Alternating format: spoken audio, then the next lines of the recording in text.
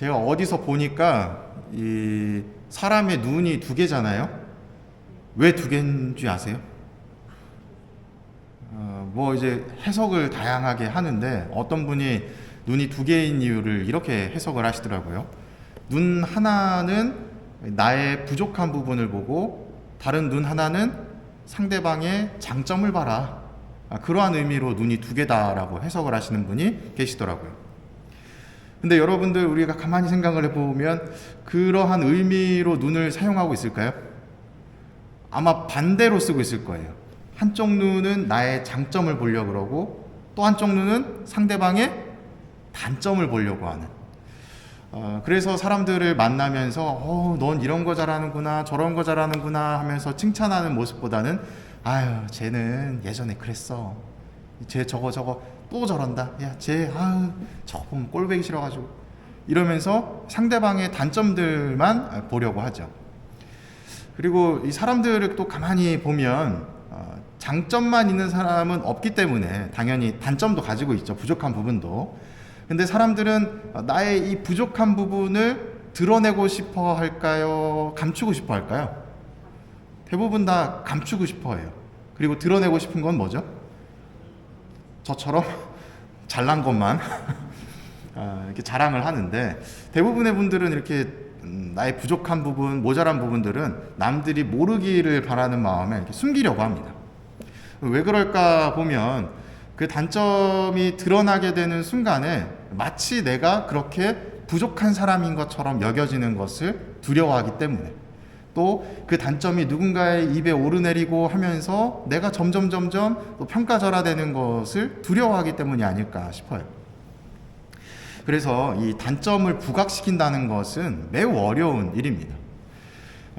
오늘 마르코복음의 내용을 보면은 이 나병 환자가 등장을 하는데, 나병 환자가 예수님을 찾아오죠.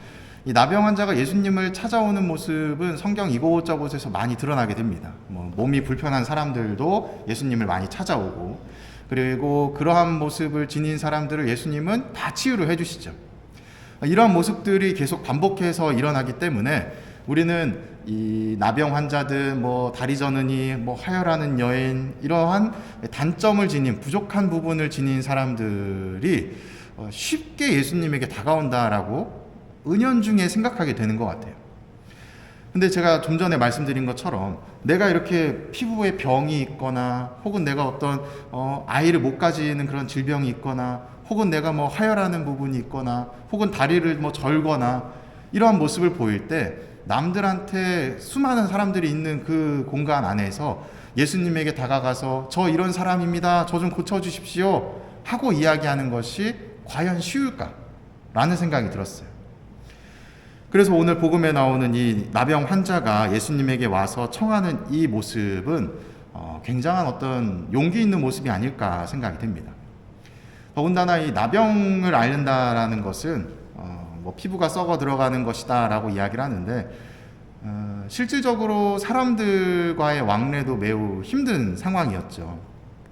저는 부정한 존재입니다, 저는 불결한 존재입니다, 저는 죄인입니다 라고 사람들에게 공표하면서 살았어야 되는 인물들, 그러한 인물이 수많은 사람들의 인파 속에서 예수님에게 다가온다는 것은 굉장한 도전이었고 또 큰 용기가 필요했던 모습이었을 겁니다.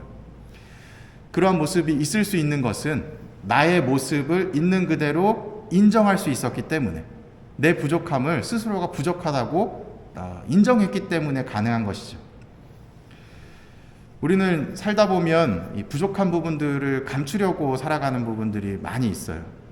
그런데 예수님에게도 그러한 모습을 보이면서 신앙생활을 하는 부분들도 때때로 자주 보게 되는 것 같습니다.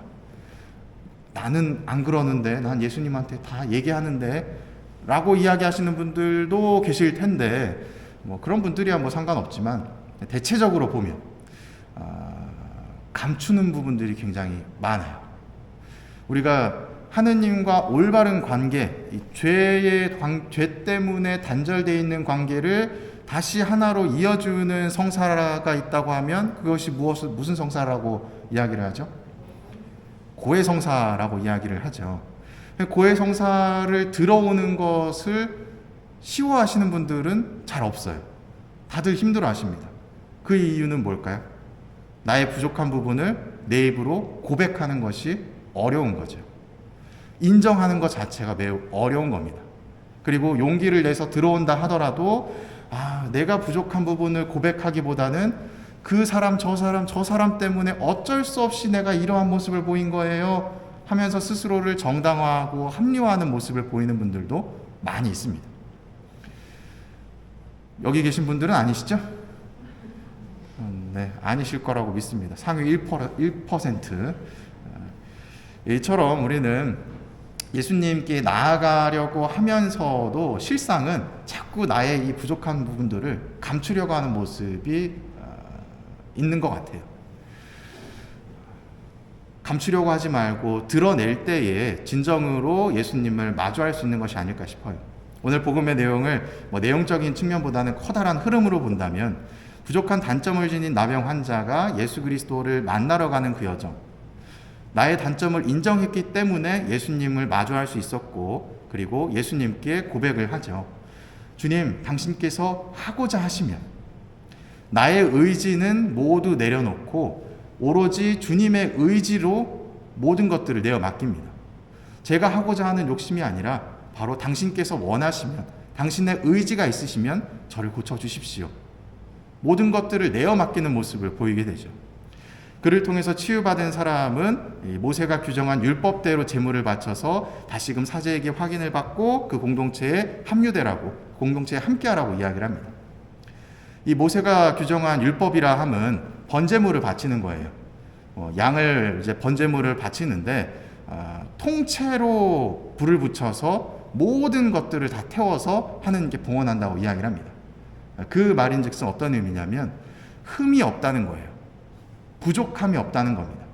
뭔가 하나를 내가 요 다리 요거 맛있으니까 요거 좀 빼놓을까? 이러한 모습이 아니라 모든 것을 온전히 하느님께 봉헌한다는 의미입니다. 그것이 흠이 없다는 의미예요.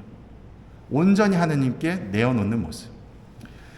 우리도 하느님을 만나러 가는 여정에 이러한 모습을 지니셔야 되지 않을까 싶어요. 때로는 나의 이기심과 욕심 때문에 요건 조금 빼놓을까? 요건 조금 나중에 내가 조금 여유가 생기면 하면서 내려놓는 모습들이 아니라 모든 것들을 다 하느님께 봉헌하려고 하는 마음, 그 흠없는 마음이 있어야만 비로소 예수 그리스도를 만나고 또 치유를 받고 그 이후에 그분과 함께할 수 있는 참 신앙인이, 참 자녀가 될 수 있지 않을까 생각해 봅니다. 우리의 모습도 또 한번 돌아보시면서 나는 어떠한 모습으로 예수 그리스도를 마주하고 있는가?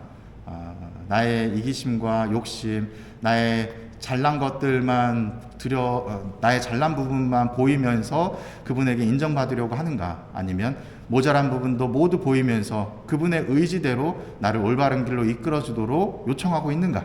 돌아보시면 좋겠습니다. 사랑합니다.